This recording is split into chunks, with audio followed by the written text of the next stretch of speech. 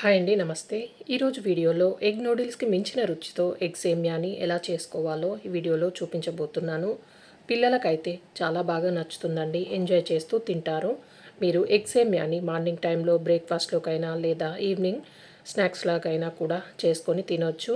మరి లేట్ చేయకుండా ఈ ఎగ్ సేమ్యాని ఎలా చేయాలో చూద్దాం. ముందుగా ఒక గిన్నెలోకి 1 కప్పు దాకా సేమ్యాని వేసుకొని లో ఫ్లేమ్లో ఒక 4-5 నిమిషాల పాటు కలుపుకుంటూ వేయించుకుంటే సేమ్యా లైట్ గోల్డెన్ కలర్ వచ్చే వరకు ఇలా వేగుతుందండి. ఇలా వేగిన సేమ్యాని తీసి ప్లేట్లోకి వేసుకొని పక్కన ఉంచుకోవాలి. ఇప్పుడు అదే గిన్నెలోకి ఒక 2 కప్పుల దాకా నీళ్ళని పోసి దీంట్లోనే ఒక 1/2 టేబుల్ స్పూన్ ఉప్పు వేసి నీళ్ళని బాగా మరగనివ్వాలి.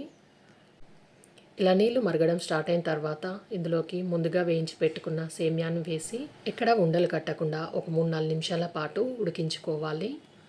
సేమ్యా మరీ మెత్తగా ఉడకనవసరం లేదు. ఒక 80-90% వరకు ఉడికితే సరిపోతుంది. సేమ్యా ఇలా ఉడికిన తర్వాత కట్ చేస్తే కట్ అవ్వాలన్నమాట. ఇప్పుడు ఈ సేమ్యాని ఒక జాలి గిన్నెలోకి వేసుకొని నీళ్ళన్నీ పోయే వరకు ఉంచుకోవాలి. ఈ సేమ్యా పైనుండి కొన్ని నార్మల్ వాటర్ పోసుకొని చల్లారనివ్వాలి. ఇలా చల్ల నీళ్ళు పోయడం వల్ల సేమ్యా అంటుకోకుండా ముద్దలుగా కాకుండా పొడి పొడిగా ఉంటుంది. ఇలా పోసి ఒకసారి మొత్తం కలుపుకోవాలి. ఇలా కలిపిన సేమ్యాను ఇప్పుడు రెడీగా పక్కనుంచుకోవాలి. ఒక కడాయి తీసుకొని అందులోకి ఒక 2 టేబుల్ స్పూన్ ఆయిల్ వేసి ఆయిల్ బాగా వేడవనివ్వాలండి. ఇలా కలపడం వల్ల మనం ఎగ్ వేసిన తర్వాత ఎగ్ అంటుకోకుండా ఉంటుంది. ఇక నేను 4 ఎగ్స్ని వేసుకుంటున్నాను. ఆయిల్ బాగా వేడైన తర్వాతనే ఎగ్స్ని వేసుకోండి. మీరు తీసుకున్న సేమియా క్వాంటిటీని బట్టి ఎగ్ని వేసుకోండి. దీనిపై నుండి 1/2 టేబుల్ స్పూన్ ఉప్పుని, అలాగే 1/2 టేబుల్ స్పూన్ పసుపు, ఒక 1/2 టేబుల్ స్పూన్ మిరియాల పొడి వేసి ఎగ్ని కొంచెం కుక్ అవ్వనివ్వాలి. తర్వాతనే గరిట పెట్టి ముక్కలు ముక్కలుగా చేసుకోవాలి. మనం ఫ్రైడ్ రైస్కి ఎగ్ నూడిల్స్కి ఎలా చేసుకుంటామో అలా అన్నమాట. కొంచెం పెద్ద సైజుల్లో పీసెస్ లాగానే ఉండనివ్వాలండి.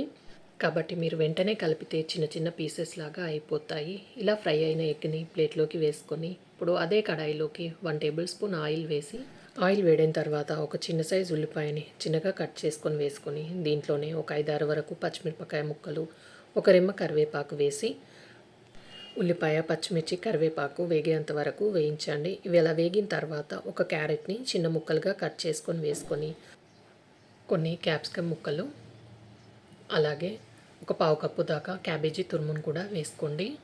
మీ దగ్గర ఏ వెజిటేబుల్స్ అవైలబుల్ ఉంటే అవి వేసుకొని చేసుకోవచ్చు. ఇవి ఉడకడానికి ఒక 1/4 టేబుల్ స్పూన్ దాకా ఉప్పు వేసి ఒక 3-4 నిమిషాల పాటు కలుపుకుంటూ ఉడికించుకోవాలి. ఇవి మరీ మెత్తగా ఉడకనవసరం లేదండి. ఇవి ఇలా ఉడికిన తర్వాత ముందుగా నీళ్ళన్నీ అచ్చిపోయిన సేమ్యాన్ని వేసుకొని ఉడికించిన వెజిటేబుల్స్లో మొత్తం బాగా కలిసేటట్టుగా ముందుగా కలుపుకోవాలి. ఇలా సేమ్యాని మొత్తం బాగా కలుపుకోవడం వల్ల మనం వేసే ఉప్పు, కారం సేమ్యాకి బాగా పడుతుందండి. దీంట్లోకి రుచికి సరిపడా ఉప్పు, ముందుగా కొంచెం ఉప్పు వేసాం కాబట్టి చూసుకొని వేసుకోండి. 1/2 టేబుల్ స్పూన్ కారం, అలాగే 1/4 టేబుల్ స్పూన్ మిరియాల పొడి వేసుకొని ఈ సేమ్యాకి మొత్తం అన్నీ బాగా పట్టేటట్టుగా కలుపుకోవాలి.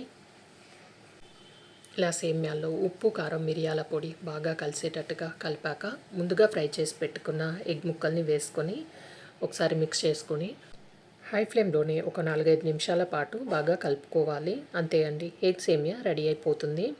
ఈ ఎగ్ సేమియాని డైరెక్ట్గా తినొచ్చు లేదా టమాటో కచప్తో అయినా సర్వ్ చేసుకోండి. చాలా చాలా రుచిగా ఉంటుంది. పిల్లలైతే ఎంతో ఇష్టంగా తింటారు. ఇలా నేను చూపించినట్టుగా ఈ ఎగ్ సేమియాని తప్పకుండా ఒకసారి ట్రై చేయండి. ఈ వీడియోకి లైక్ చేయండి, షేర్ చేయండి, సబ్స్క్రైబ్ చేయండి. Thanks for watching.